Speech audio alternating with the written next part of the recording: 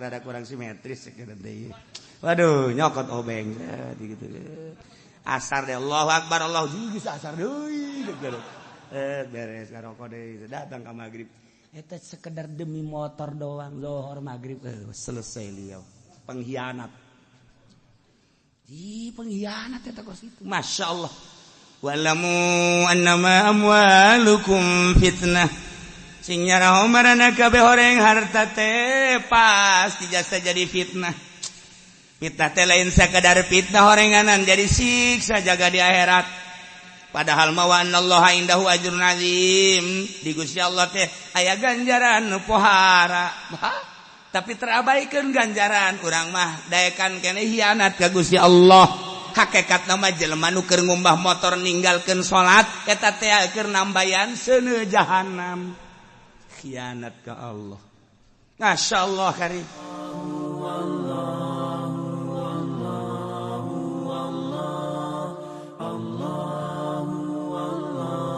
A'udzu billahi minasy syaithanir rajim.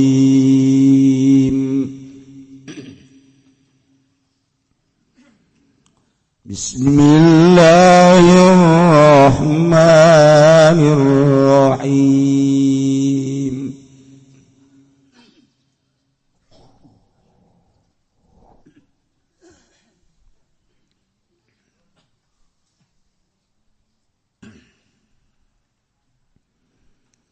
Wa'lamu annama amwalukum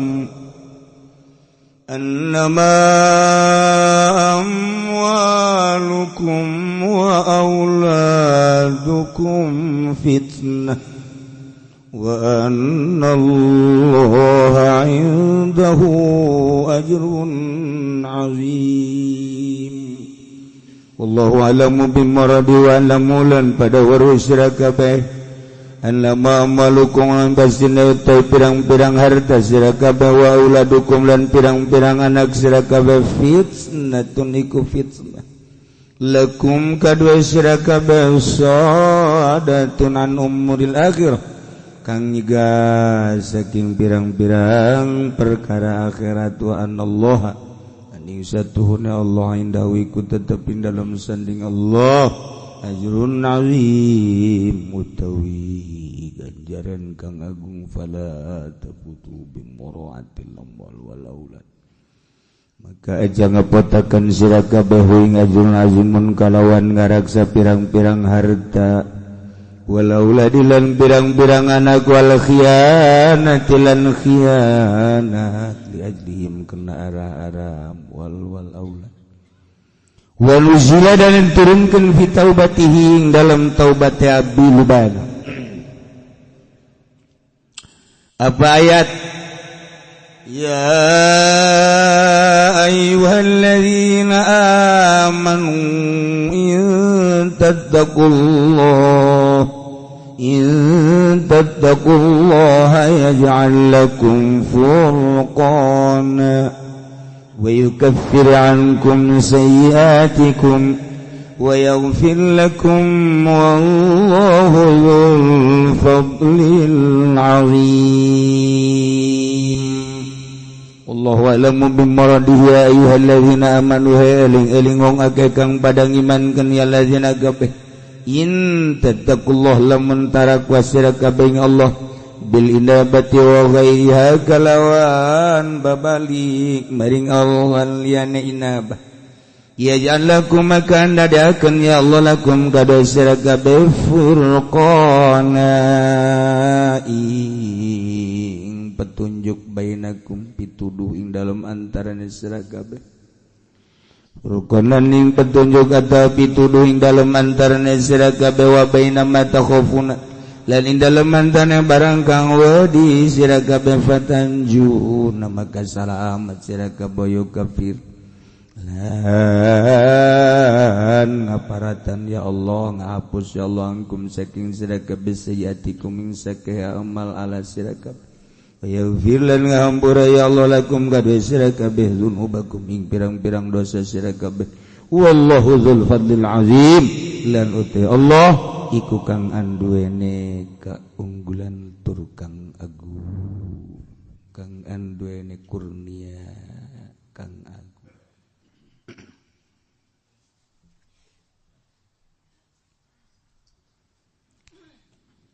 nuluykeun tentang Abi Lubanah nu Abi Lubanah teh dipenta ku para Yahudi Bani Quraisy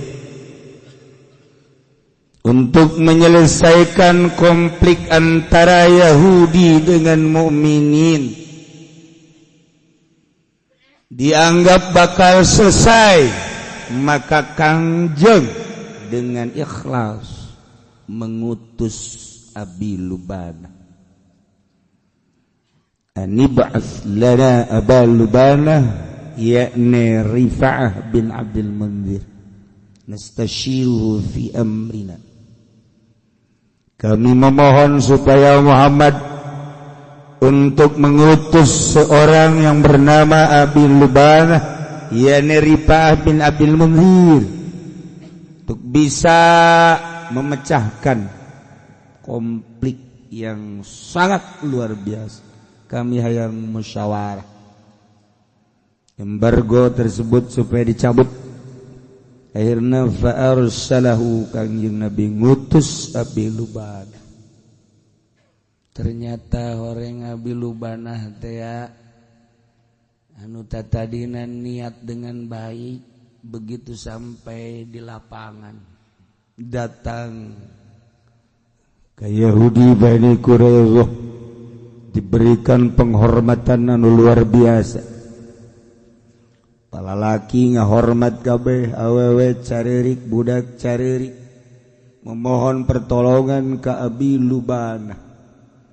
Melihat laki-laki lalaki anu sakitu halormatna awewe anu sakitu perlu belas kasihan kitu keneh budak-budak minta perlindungan akhirna lain hukum nu endek dijatuhkeun tetapi manusiawina anu timbul hukum Allah na lepas jadi kemanusiaan lah anu timbul lamun geus manusiawi nu timbul hukum bakal terabaikan lantaran ai manusiawi mah pan tambah perasaan masing-masing si ieu dede si ieu mah can puguh si ieu nyaah si ieu mah can puguh dede jeung nyaahna mungkin aya muatan manusiawi ngaran aing karunya jasa cerita ka budak eta tah emang kunaon sih manta karunya yatim bapana maot aing karunya jasa masyaallah kajen bae coba aing nyaho ka karunya sia datang ke mana aja ku sia dibere-bere aing mah karunya hebat kan sia teu percaya aing karunya ka yatim eta percaya guys yuk orang kabelah itu ayo naon ayo itu ge yatim sia karunya ieu lain deui pan itu yatim gini bapana paeh lain kitu aku naon atuh yatim itu jeung yatim ieu lain maksudna kunaon itu yatim itu bapana paeh nu ieu paeh sok ngarti bae kunaon aing mah yatim ieu mah yatim nu aing karunya indungna tuh kan aya muatan tolol teh coba eta manusiawi ngaranna ai ka yatim ieu karunya lantaran indungna bahenol nerkom ai di itu mah yatim keneh atuh geus sia diabaikeun lantaran bangunna peot ieu manusiawi ngaranna kos kitu beda ya Allah ya Rabb sia merean pakir bae ieu hebat amat sakira teh kok beda nu itu mah rada gede we nu merana ieu mah pakirna lain deui pakir ieu mah lain deui pakir ieu mah lain deui atuh akur bae ieu pakir itu pakir itu kitu mah karunya para laki Horenganan nu ieu mah pakir ge aya main. Manusiawi teh geus kitu ngaranna. Okos jelema deuk calon lurah atawa deuk calon bupati. Nu itu mah jalan di beneran, gorong-gorong na lantaran nyana teh dihormat. Jeung geus aya kontrak politik siap kami mendukung. Ainu ieu mah diabaikeun. Jalan tukang endog nyumpahan tukang endog. Tukang piring nyumpah tetep eta dibener-benerkeun. Emang kunaon pada teh rakyat kan henteu lantaran itu mah geus aya kontrak bakal ngadukung ieu mah henteu masih semu-semu keneh manusiawi ngaranna.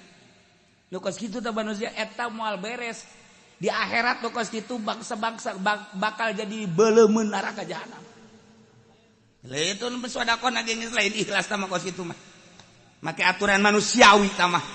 Mantak lamun aya kiai dibere ku bupati kemudian dilegleg kiai manusiawi lain kiai robani ngaranna kos kitu mah beda aya kiai robani aya kiai manusiawi ya ieu mah kiai syaiton beda tah mah tuh leuwih jahat tah mah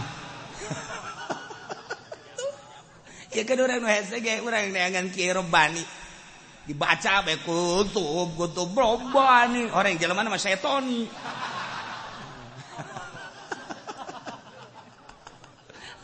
Ya rese hayang deangan kiai robani aing mah. Wow, di Jakarta dibangun ku ari toko robani. Aya di jerona jualan cangcut, goblok da toko. Di Jakarta aing ngeliwat ka di ieu toko robani ya.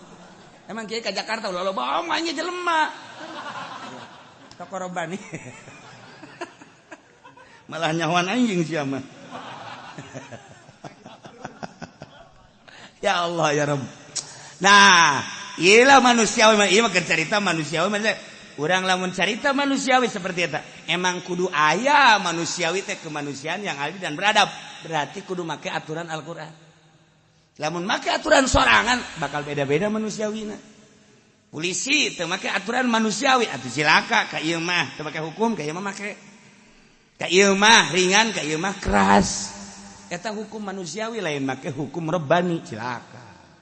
Nah ieu mah keur carita urang di Indonesia terlalu make hukum manusiawi lain make hukum rebani kos kieu ayana. Sakieu ge masih alhamdulillah untung loba keneh kiai Jawa Timur loba keneh kiai nu rebani, Jawa Tengah masih keneh ngembangkeun rebani, Jawa Barat masih keneh aya kiai nu rebani, Banten masih keneh aya kiai rebani, cacak-cacak eueuh kiai rebani, kiai manusiawi jeung kiai setoni silakan. Nanti cerita kiai yang nyaho baik kiai setan ini hukum aja Golkar kiai setan. Enggak saya terus terang we lah bapak. Adena yang macam pedai sarua leuwih jahat ti baca.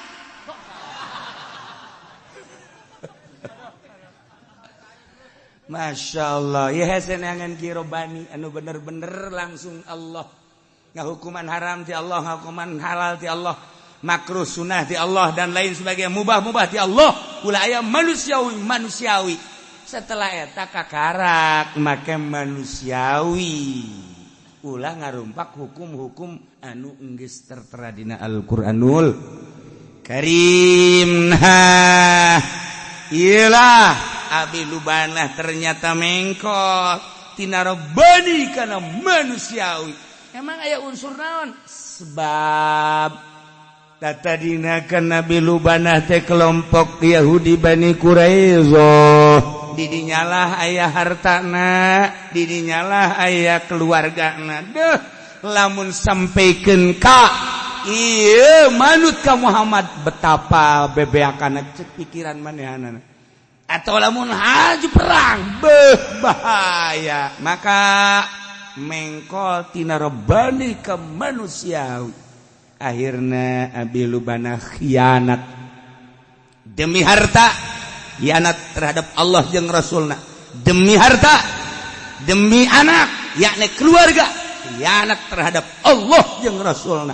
Turunlah ayat ya ayyuhalladzina amanu la takhunullaha war rasul wa takhunu amanatikum wa antum ta'lamun wahai jelema nu ariman ulah rek hariana taranjeun kabeh ka Allah jeung ka Rasul Allah ulah jeung hariana ulah rek hariana taranjeun kabeh ka titipan-titipan amanah-amanah aranjeun kabeh anu geus dipercayakeun ku Gusti Allah baik agama maupun lain agama harta awas sing hade wa antum ta'lamun bari anjeun teh pan geus nyaraho tentang hukum Allah tentang Rasul Allah tentang amanat kade wa'lamu annama amwalukum wa auladukum fitnah sing nyaraho aranjeun kabeh teh lian pasti harta-harta aranjeun kabeh teh anak-anak aranjeun kabeh teh horenganan fitnatun fitnah masyaallah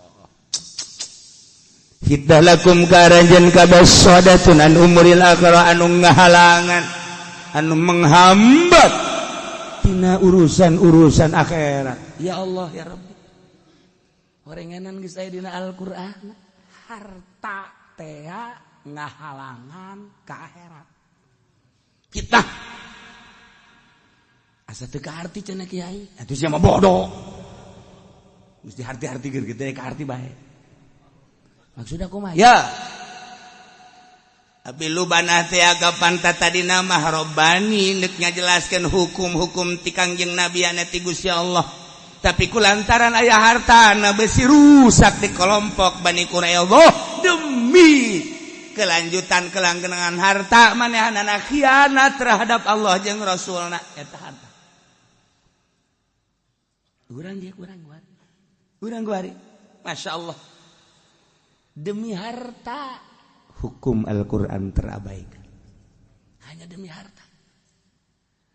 Demi jabatan dunia ngaranna hukum Allah terabaikan.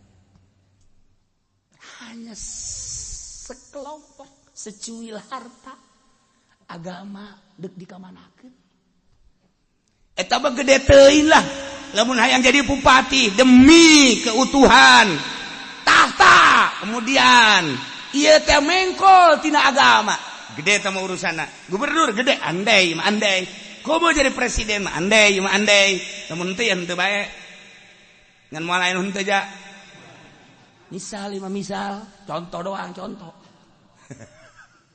nah khianat hanya demi jabatan khianat terhadap Allah jeung Rasulna demi harta khianat Allah jeung Rasulna demi harta doang can kaharti kene cenah kiai can kaharti kiai tuh ieu limbah nah sia asal geus ngomong limbah bae haju kaharti bae emang dunia sia kan tadi ya limbah ya tasep diperebutkeun A B C ribut ya harta mulai nego teu bisa tadina kan geus aing ti heula cek Zaid teh Siki Umar teh lain masalah ti heulana tapi kan kuari mah urusana lain deui masalahna sia kan geus menanam modal di dinya sabaraha persen aing geus 2 lipat ti sia ya tuh pokoknya bang aing mah geus ti heula tinggal ti heula kan jem ge berputer goblok sia lain geus aya goblogan tah je berarti sia teh deuk nilepna aing eta kan aing geus kontrak jeung pabrik geus sabaraha kebelna aing teu bisa kitu lantaran aing geus wani 2 kali lipat sok tolol sia tuh isu goblok gade nu tolol ka itu semua lain jual ki bakar urusan kos gitu mah kan gampang duit tapi itu kan jelema-jelema aing gitu. Tuh. Manajerna ge geus aya di leungeun aing. Ieu mah pabrik seakan-akan nu aing. Budak. Ieu budak goblok jeung tolol. Tuh mulai geus. Ieu boga pasukan. Nu kanyaho urang kan urusanana hanya sekedar limbah. Masya Allah tapi pasukan-pasukan luar biasa. Bodyguard Ki Zaid orang Ambon Masya Allah Karim bodyguard Ki Umar orang Banten ya Allah ya Rabbi Ki Bakar nurunkeun ti Madura Ki bodyguard kawe cek orang Madura jangan main-main ya ini celulit ini Madura ini Masya Allah cek orang Banten celulitan kalau celulit dipotongkan cek aing dileg-leg bisa ku aing celulit cek orang Ambon lihat nih klik klik klik klik klik klik klik ini nama pakai ya kalung klik klik klik klik kalau ini udah bersuara dunia masuk ke sini ngomong gue ledek awe ya pasukan gawe ibu hanya demi harta.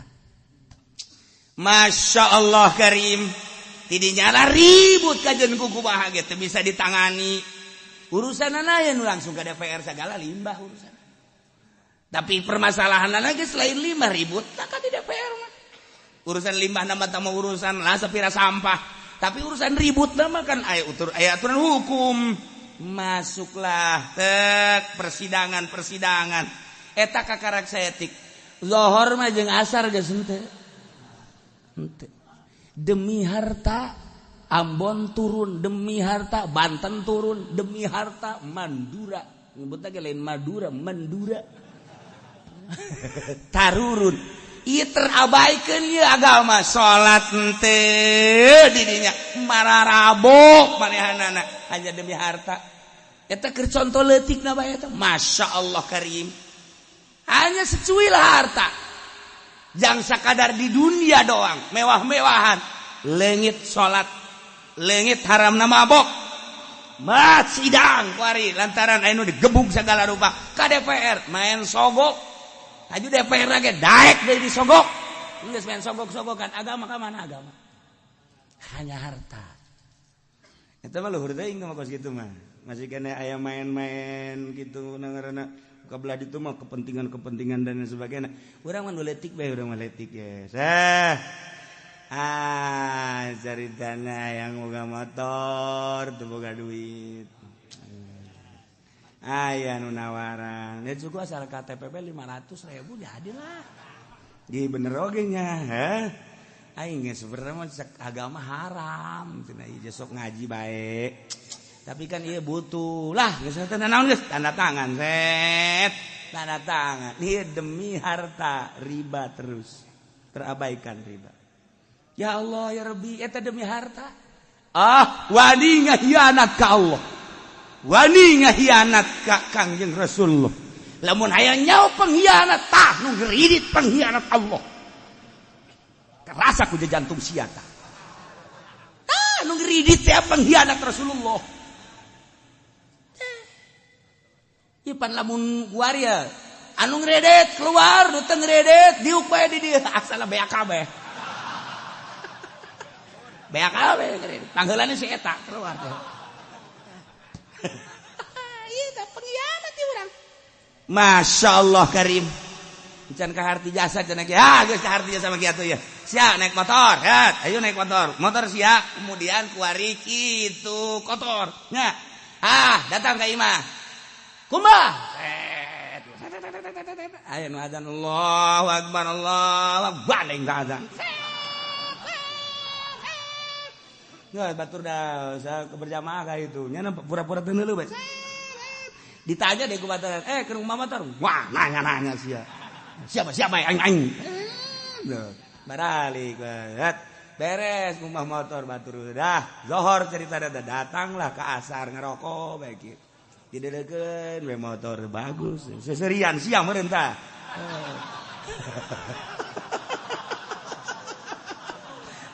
pajar mah aing nyaho bae atuh lain jauh emang kos kitu ngene dideukeun we nya di kieu-kieu ya karena rada kurang simetris cenah teh waduh nyokot obeng gitu asar deh Allahu Akbar Allah juga asar deui beres ngarokok deui datang ka magrib eta sekedar demi motor doang zohor magrib selesai liau pengkhianat pengkhianat eta kos itu Masya Allah walamu annama amwalukum fitnah sing nyaraho marana kabeh horeng harta teh pasti jasa jadi fitnah teh lain sekedar fitnah horenganan jadi siksa jaga di akhirat. Padahal mawan Allah indahu ajrun azim di Gusti Allah teh aya ganjaran nu pohara. tapi terabaikan ganjaran urang mah daekan keneh hianat ka Gusti Allah. Hakikat nama jelema nu keur ngumbah motor ninggalkeun salat eta teh keur nambayan seuneu jahanam. Khianat ka Allah. Masyaallah karim. Tarajol bae aya di ka motor anyar. Heeh. Tadi amelina. Aduh yang tanyakeun meulina naon gitu. Coba kula hayang minjem dekat lah rusak minjem bisa kes ya ngagantian teu bisa cakolot ge teu meunang cenah gitu. Nah, di kakak minjem bae ge ieu lah. Engko kana manggeus pakana mah masing-masing bae kuari mah sia boga aing mah minjem, aing boga sia ulah nginjem ka aing. Tapi kakak mah kakak bae sia anjing aing kakak di. Ngan urusanana mun sia boga aing mah nginjem, aing boga sia ulah nginjem. Nggak sokana mah sebab ieu mah harta kesayangan. Pisah guys antara adik jeung kakak hanya sekedar harta motor deletik annama amwalukum fitnah. Ngomong geus adina ka itu aing mah boga kakak boga motor ge ibaratna bonceng ge aing macan orang neuleuh ge hampir teu meunang neuleuh aing hampir teu meunang kakak aing teh ku galedeg gitu mulai geus tah bacakeun ku urang walamu annama amwalukum fitnah horenganan. Geus nyana tinggalin salat kabelah dina retak antara kekeluargaan kakak jeung adi hanya karena motor. Di akhirat geus jelas bakal dikulub di neraka jahanam. Fitnah. Ya Allah ya Rabbi, fitnah eta sakadar motor doang. Ho. Adina matok tanah belah di ieu hasil paroid kakana datang. Sia ulah sok sangeunah-ngeunahna bae. Segala paroid segala naon aing ieu kakak sia. Gas kadekeun surat kabeh ku aing. Eueuh bapak eta kudu ka anak kudu pang gede kabeh ge sia kudu ku baca aing. Je ka ulah kos kitu aing ngaji mah pan kudu babagi cara babagi semantak ngajina kudu sing bener kaki Golkar sia. Ulah kaki sembarangan. Kadekeun suratna. Fitnah harta. Cokot ku kakana geus kumaha aing bae. Ngajual aing ngameteran aing sia mah sakumaha aing bae geus pokona. Kakak Alicia ngomong segala rupa geus waing. Geus tinggal adina we nu teu kabagian da kabeh nu jangga bae datang kan geus. Ieu urang kumaha cenah pancena urang boga ditinggal di kol tapi urang nyana mah tuh geus meuli motor geus mobil. Bejana cenah geus ngajual deui pan urang mah teh heuh nya kumaha ieu. Urang beuleum bayu. Ngan bisa da sakitu doang ngap bae. Lah aing mah pokona satungtung nyana nacan mere aing mah nya moal ka nyana. Disabai mah teh hayang fitnah annama amwalukum fitnah. Lain saeutik eta nu kos kitu teh kudu jauh-jauh urang neangan di pasar Kemis ka pondok ambual aya. Loba jasa teh nu kos karana itu. Bojong mah kok mau bojong mah biang keladi na teh dia. Terus ka belah ditu ka anu aman teh ngan di Cilongok doang.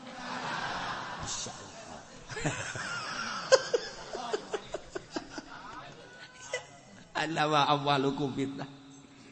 Nah, loba jasa jelema anu ninggalkeun salat ku gara-gara motor jeung mobil jeung tanah. Loba jasa jelema anu teu wau jeung dulurna gara-gara harta.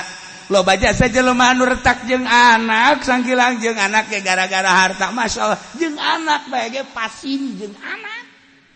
Pasini ieulah harta. Masyaallah karim.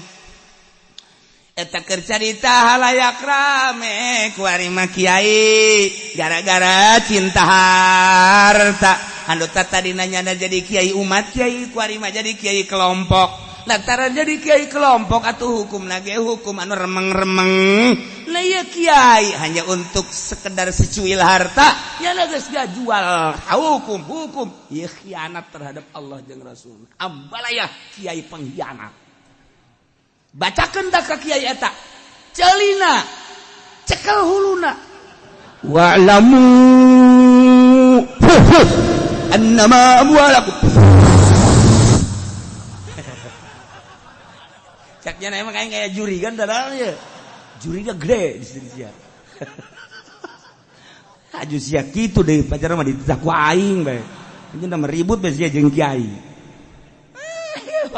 wa'lamu Masya Allah nu kamari mah urang ngeunaheun jasa ngadenge nasihat kiai eta barangku hari geus kagelo ka pamarentah ko haju teu ngeunaheun didengena masyaallah horenganan di jero hatena hanya untuk seceuwil harta innama amwalukum fitnah baheula urang lamun ngadengekeun nasihat-nasihat NU nyeunaheun jasa Kiai Gus Dur nganasihatan nikmat Kiai Hasyim Muzadi walaupun nyana aya terkontaminasi kabelah dia nama tetep bae jadi ngeunaheun urang ngadengekeun Kiai Sahal Mahfud ngeunaheun komo kabelah ditu Kiai Haji Hasyim Asy'ari mah pohara jasa jeung Kiai Haji Abdul Hamid ngeunaheun coba NU nu kuari dengekeun ku Celisia dengekeun ku Celisia emang kieu lain NU aing NU sebenarnya ngan kuari keluar segedeung kayak asup deui ge mah teu dari kadengina kunaon sebab amwal urang nu kamari ieu mah urang ngadenge Habib Rizik teh teu ngeunaheun gualak jasa urang ngadenge Habib sing jelengeng tapi dengan keikhlasan hatina jelema kabeh tertarik sebab naon dibere duit kana hayang sabaraha miliar teu hayang berarti lain demi harta ngeunaheun dituturkeun galak tinggal galak ngeunaheun tapi lamun kiai saudara-saudara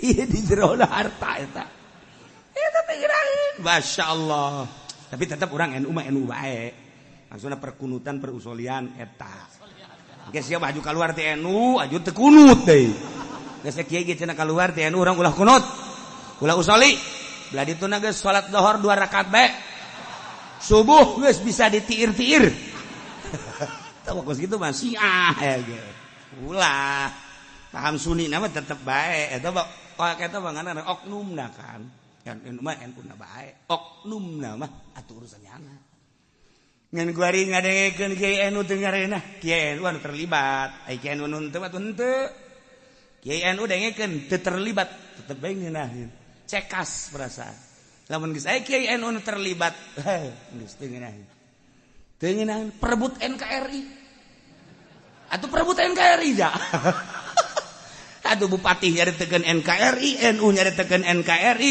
ja atuh ieu ge anu endek kitu naon ngaranna numpaskeun kebatilan NKRI atuh urang ge sarua bae teh NKRI ja urang bangsa Indonesia ieu perebut NKRI ja cek urang mah ya perebut ieu mah nu menang mana meureun perebut NKRI itu paruguh karuh hati-hati ini NKRI jangan dong sarua hati-hati demi NKRI urang lamun kieu bae isi jelema perebut NKRI apa dibere bae kitu ieu NKRI ieu nah cara NU kan dibere teh duit NKRI ini NKRI oh iya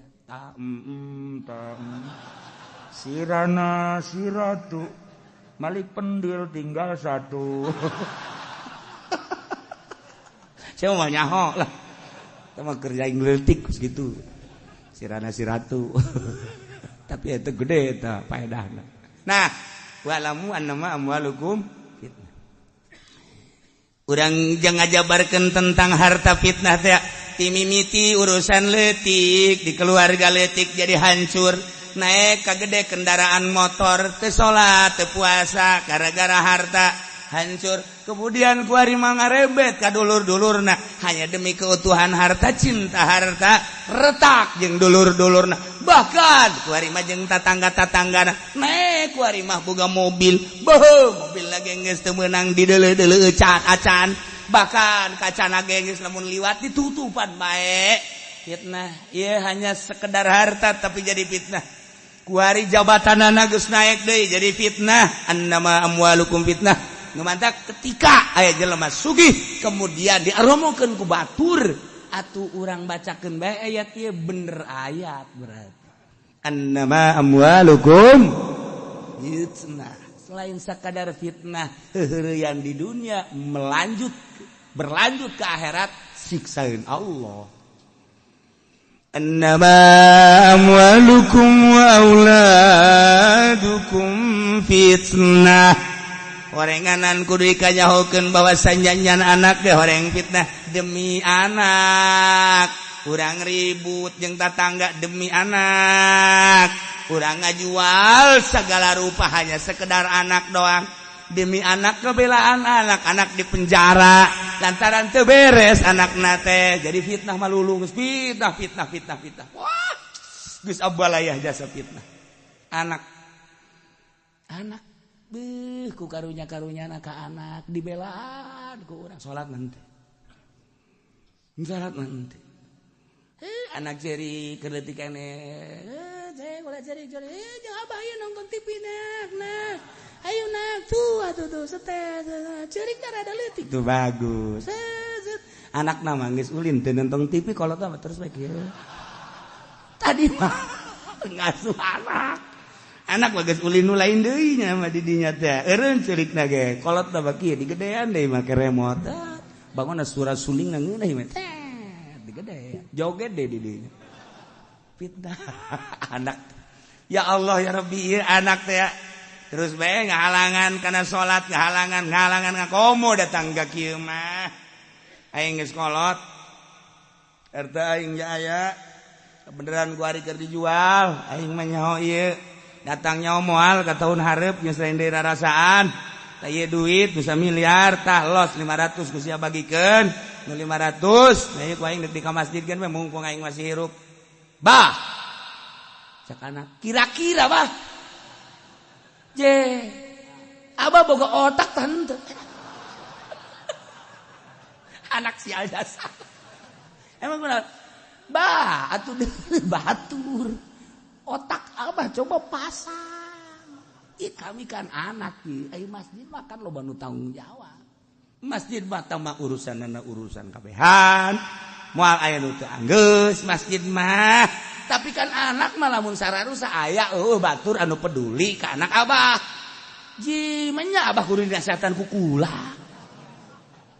aju kudu kumaha tuh ye geus ka masjid mah cukup 10 20 bae bah geus bagikeun di jeung anak mumpung hari ruk keneh anak jadi senang atuh kumaha sia bae kitu atuh geus bari bah 50 juta ieu nya jaga masjidnya kula nu dimikeunna geus atuh kumaha sia bae dimikeun we 10 di depan kieu nyahoan nyaho engge aya nu kos kitu aya geus ulah hudang sia hudang ka nyahoan bapana laporan buku ka aing sia ka kieu teh sabaraha eta jang masjid 10 nu bener saya kieu iya tuh 10 masyaallah pan bangun kaget amat mah haji mah henteu sih teu kurang henteu teh ieu hayang nyaho bae kudu jadi berena 50 cak kieu teh 50 geus lah ulah loba omong jilah geus ya ganjaran Mang Haji mah geus bae atuh 10 teh ye en kitu cak kira dek 500 juta dihalangan ku anak wa'lamu annama auladukum fitnah dek diajak ka sorga anak lamun 500 juta di ka masjidkeun di akhirat nyana dipanggil karena masjid teh selesai ku 500 juta harta bapana sanunya cak bapana teh beuh Gusti manya kula ieu ka sorga sosoranganan pan kula teh boga anak kula nu baheula ngadukung teh wayahna bae Gusti pangnyalametkeun sanunya lamun di akhirat anakna haju salamet dulu ieu balain pan bapana ge ti kerlek nu tadina endeu ka sorga teh lantaran loba kasalahan nah ieu wayahna ka neraka heula mun teh mah cak malaikat harita teh jadi 500 teh jadi ka neraka pan dipanggil anak teh gara-gara dia goblok dia tah emang dia mah tolol dia mah untung nama dia bae itu salah fitnah masyaallah loba jasa nu ngajual harta demi anak tapi terabaikan agama mah bahkan imah ge dijual demi anak tapi hukum Allah terabaikan pengkhianat Allah orang anak masyaallah karim timimiti leutik datang ka gede urusan anak nah jadi kalang dada bapana jadi kalang dada anakna terus bae dibela walaupun salah fitnah nu mantak aya hiji waliullah anu keur nikmat jasa ibadah ka Gusti Allah lantaran dibukakeun hijab tiba-tiba nyeuna ku ari teu ngeunaheun kalazatan ibadah pan ibadah teh lain sakadar Allahu Akbar tapi aya nu nempel nu hese dicaritakeunana lazat eta mah hese dicaritakeun eta mah urusan lazat Sebab naon? Sebab moal bisa dibentang teu merasa. Nih para waliullah nu geus boga rasa masyaallah nya termenung sabulan 2 bulan geus sataun kalazatan ibadah teh eueuh Gusti ieu teh aya naon Gusti masyaallah. Ditapakuran tentang dahar, ja biasa tentang minum, ja biasa tentang pakai, ja biasa tentang muasyarah ngaji, ja biasa. Tapi geuninganan kalazatan tafakur teh jeung ibadah eueuh aya naon Gusti ngadoa tengah beuting. Ya Allah ya Rabb, naon anu bakal jadi ngahalangan kana kalazatan abdi cabut ku Gusti. Andai kata harta abdi ngahalangan kalazatan ibadah abdi cabut. Rela abdi mah leungit harta tuntaskeun kabeh asal abdi nikmat ka Gusti. Andai kata baju-baju ieu ngahalangan beakeun kabeh abdi mah rela sataranjang nu penting boga lezat. Andai kata pamajikan abdi Gusti ngahalangan kana kalazatan abdi ganti pamajikan abdi. Sia masal nu kos kitu bae. Ajuba aja hayang ganti burung. Ente cenah yang ganti menambah doang. Masya Allah. Andai kata Gusti anak abdi ngahalangan karena kalazatan abdi ka Gusti, cabut anak abdi.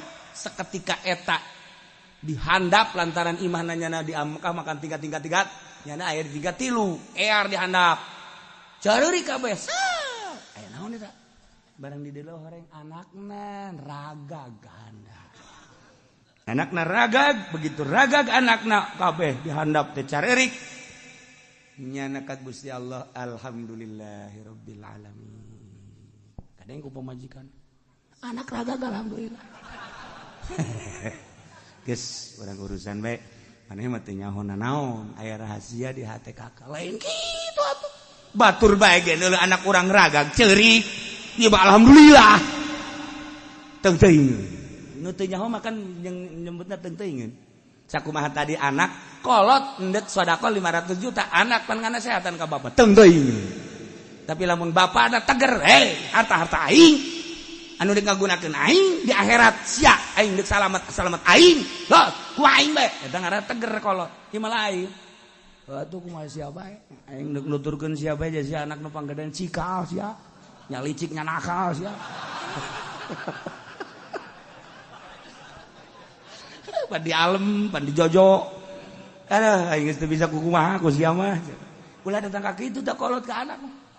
Nah, ieu beres caritana. Di urusan salat penting. Allahu Akbar. Lazat datang deui. Horenganan salila sataun lantaran indungna yakni pamajikanana ieu boga anak luar biasa anak pikaresepeunana kunyana sok digendong sok asup hate sok diome asup hate padahal anak lain hiji kahiji kadua katilu biasa bae nu ieu mah asup hate ayalah cinta terhadap anak sehingga cinta ka anak ngahalangan cinta ka Allah asal aya kadua cinta salianti Allah moal ngeunaheun ibadah mah urang cinta ka pamajikan salat moal ngeunaheun urang cinta ka anak salat moal ngeunaheun cinta ka motor salat moal ngeunaheun jeung naon nu dipake ka cinta aya di hate urang setar salat Allahu Akbar resep urang ka motor keur salat aya tidak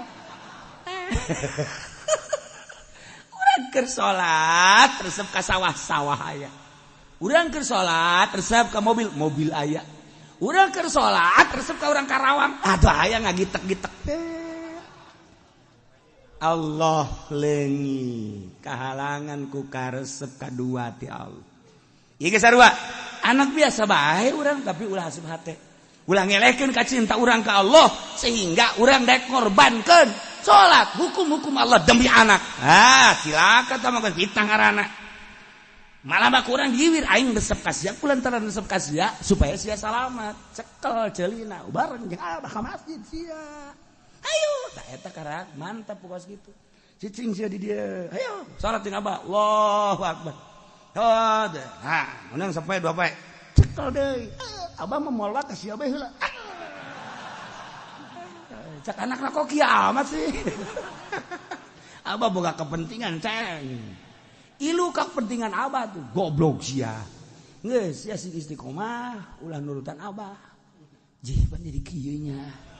Cak anak teh kabalinger ya abah ieu. Ieu abah naon kolot anak ge neuleuh abah. Abahna istiqomah atuh sakali dua kali galak ka dituna menutur. Tuh mantak anak daek nonton TV ge atuh emang kolot sok kieu bae di TV. Eta lah permasalahan. Komo aja kieu bae.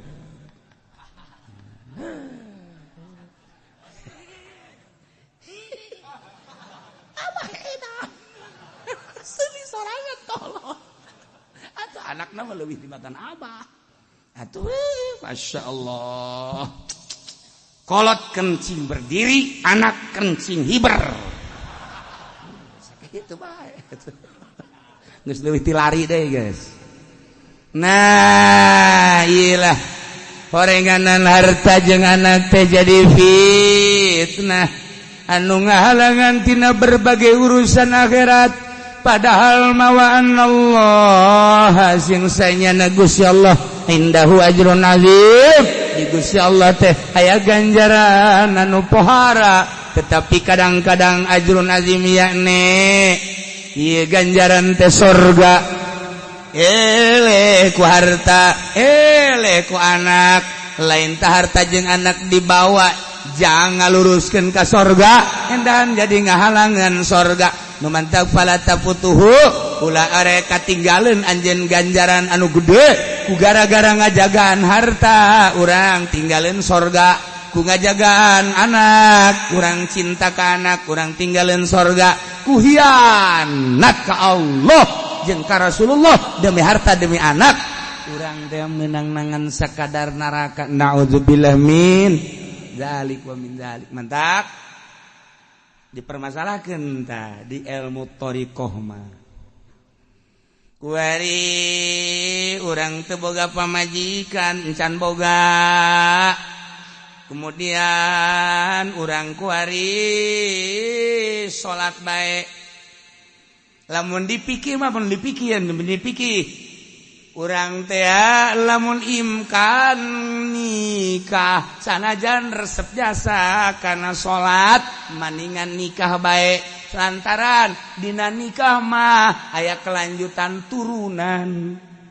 Berarti hifdzun nasal. Engke urang boga anak lamun nikah mah ku aya anak engke bisa ngamajukeun agama jeung nagara jeung bangsa. Lanjutlah urusan kekhalifahan cak pikih. Tapi lamun cek ahli tasawuf mah perbandingkeun ku ente antara resep salat jeung nikah. Ternyata horenganan ieu teh salat mah bakal ngahasilkeun kana ganjaran secara mutlak adituna sorga. Ari kawin mangke bakal boga anak teh kapan kudu dinapakahan. Berarti kan orang kudu dagang yakni usaha menghasilkan harta demi anak. Sedangkan cak Al-Quran wa'lamu annama amwalukum wa auladukum fitnah. Dengan kawin boga anak jadi fitnah. Dengan kawin boga anak orang usaha orang teh etang ke harta jadi fitnah. Berarti ieu harta jeung anak teh jadi fitnah nu gara-gara orang nikah teh bisa ngahalangan ka surga. Tuh nu mantap cak anu can nikah hadena aing mah can nikah. Emang kunaon ge da? Kade-kade itu arempungeun. Atuh siapa lain berat ka salat berarti tah loba nu embungeun. Tah aku dipandian ku 7 kembang.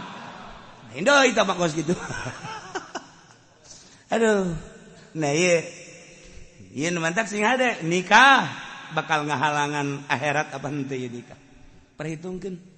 Italah antara fikih jeung tasawuf beda pandangan. Sing hade lamun bakal nimbulkeun ngahalangan surga ulah nikah. Mentak istikharah timbul istikharah. Padahal nikah mah dititah ku Kangjeng Nabi, tapi disunahkeun istikharah. Naon ieu? Ieu bakal ngahalangan surga apa henteu sih? Tuh. Aya 3 awewe ieu sabenerna mah ieu nu paling resep. Ieu mah kadua, ieu mah katilu. Ieu nikah dititahkan ku Kangjeng Rasul fangkihuma atau balakum geus teu kudu diistikharah aja urang ngalaksanakeun parentah. Lain etana tapi ngahalangan ka surga apa henteu? Isorohan, Allahu Akbar, beres. Allahumma inni astaghfiruk. Dan lain-lain sebagai Allahumma in kunta ta'lamu anna hadza sarwiti bindanu khairan li di dunia ya wa akhirati. Fakal ya. Beres. Tapi lamun teu bagus Gusti jauhkeun. Eta kan ngara istikharah. Tina tilu nu mana ieu? Timbul nu ieu hasil istikharah mal mislet. Mal mislet. Iyalah hasil istikharah sebab minta petunjuk ke Allah. Urangna minta ridho Allah supaya surga ulah kehalangan dibere.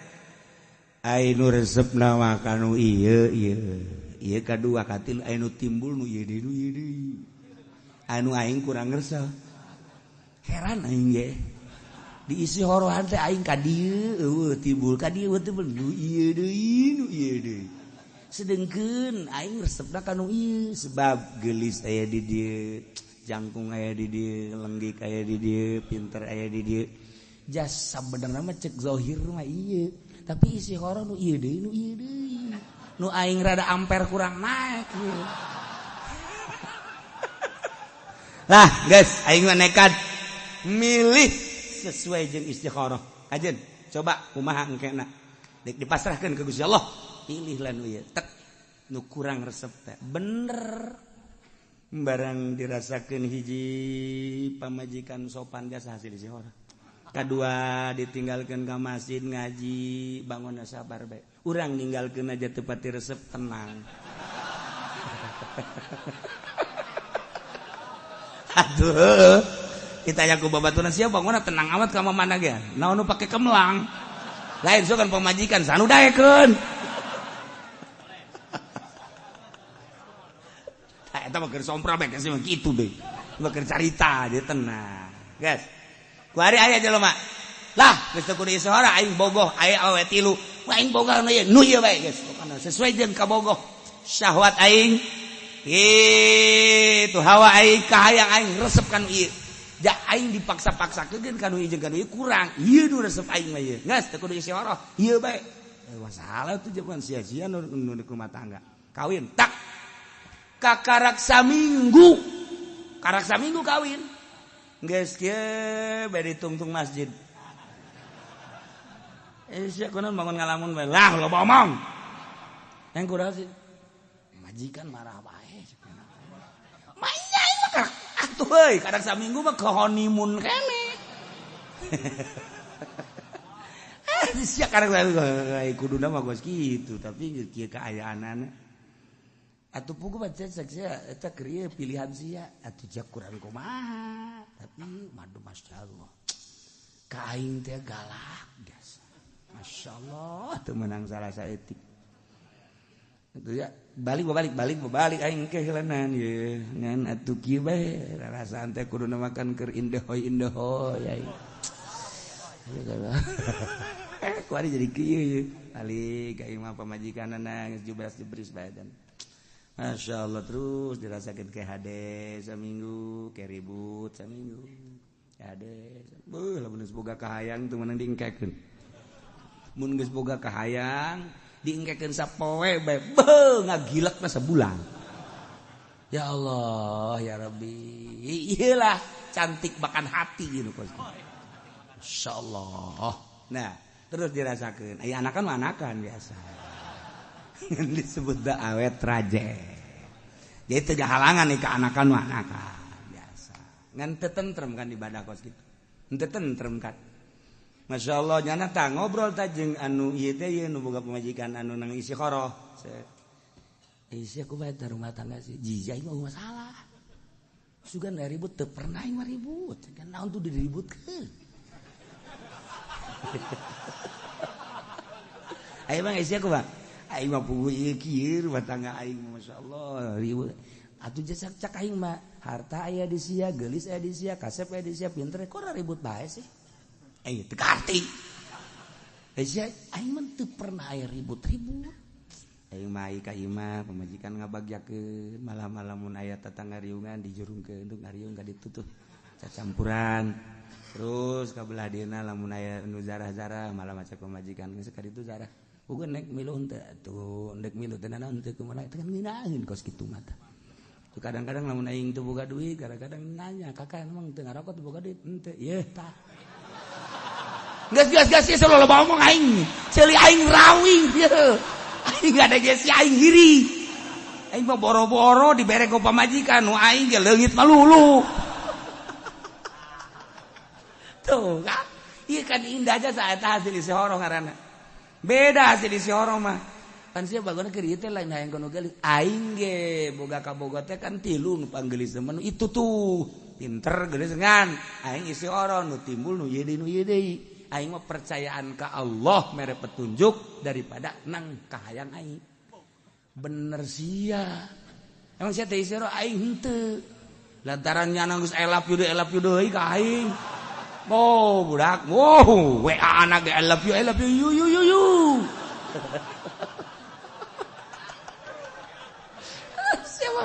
tah batak akibatna kos kitu tah ya aing kos aing puyeng ieu aing geungesan pan anak jeung aing ge bogoh keneh sebenarnya mah aing teu geungesan ieu kos kieu ieu geus rasakeun kos ieu malah mah aing kuring geus deuk musyawarah deui cek pamajikan teh ka lamun deuk misah titah milih tanah nu itu aya nu itu aya atuh nu deuk di kakak gawe deuk lah kumaha ngeunahna bae cek nya teh ajeun ge jang ngabangunna kumaha ngabangunna cek pamajikan teh gampang ya emas geus aya tah 100 gram jadi duit aya cek nya teh atuh urang babarengan bae aing tararis gadenge sia asana indah teh aing asana hirup asa di neraka jahanam hasil isi horo ladak ulah datang kata isi horo masyaallah karim nah petunjuk ti Allah nah iyalah urang teh ya dibere kejelasan ku Gusti Allah hati-hati